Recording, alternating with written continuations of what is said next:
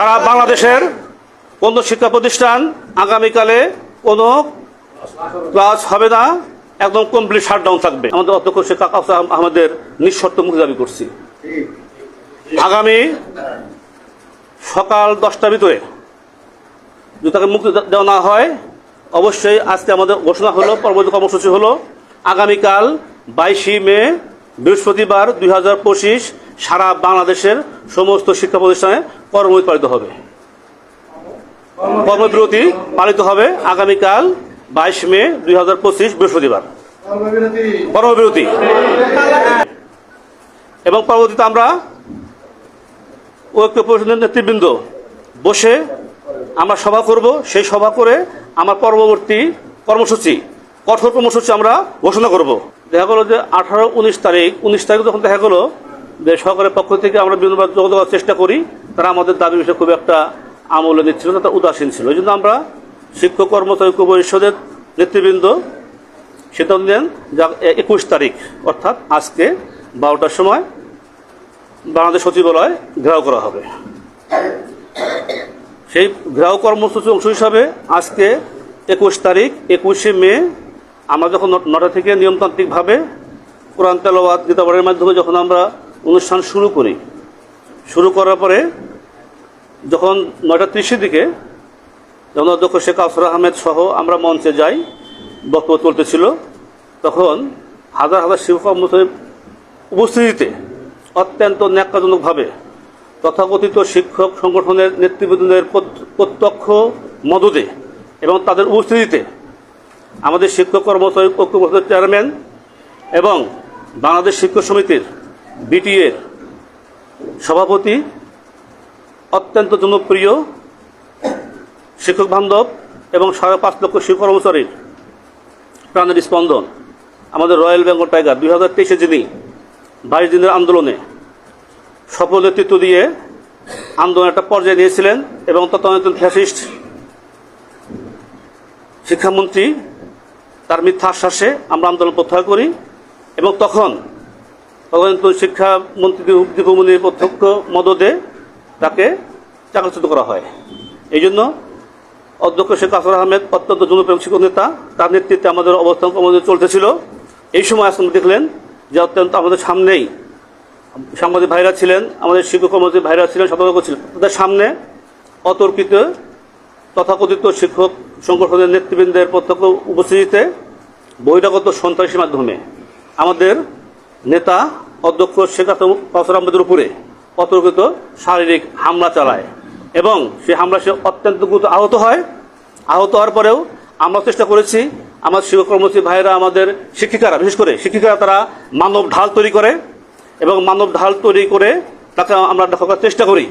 কিন্তু সেই সন্ত্রাসী যারা আগে থেকে পূর্বপরিকল্পিতভাবেই দেশীয় অস্ত্র নিয়ে এসে হামলা করে, এক পর্যায়ে শাহবাগ থানার পুলিশ বা পুলিশ বক্সের পুলিশ আমাদের অধ্যক্ষ শেখ কাউসার আহমেদকে তাদের নিরাপদ হেফাজতে শাহবাগ থানায় নিয়ে যায়।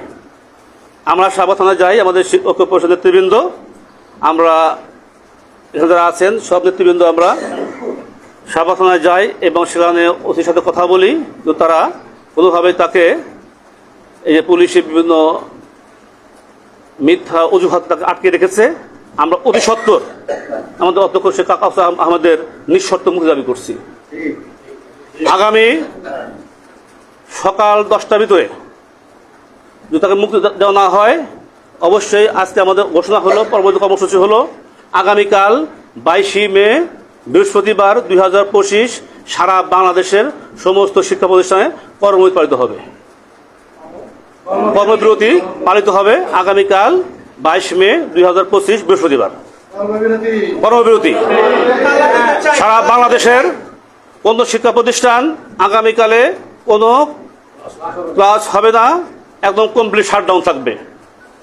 এবং পরবর্তীতে আমরা ঐক্য পরিষদের নেতৃবৃন্দ বসে আমরা সভা করব। সেই সভা করে আমার পরবর্তী কর্মসূচি, কঠোর কর্মসূচি আমরা ঘোষণা করব।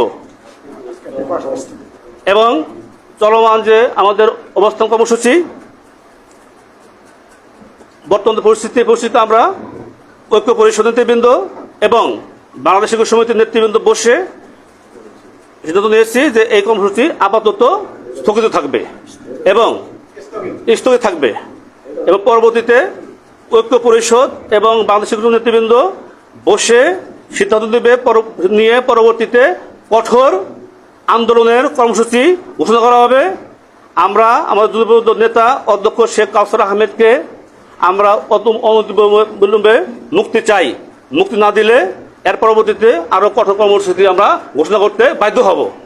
আমরা চাই আমাদের শিক্ষক সমাজ, আমাদের পেশাজীবী সংগঠন আমরা শান্তিপূর্ণভাবে নিয়মতান্ত্রিকভাবে আমরা আন্দোলন করে সরকারের দৃষ্টি আকর্ষণ করে আলোচনার মাধ্যমে একটা যৌক্তিক সমাধান।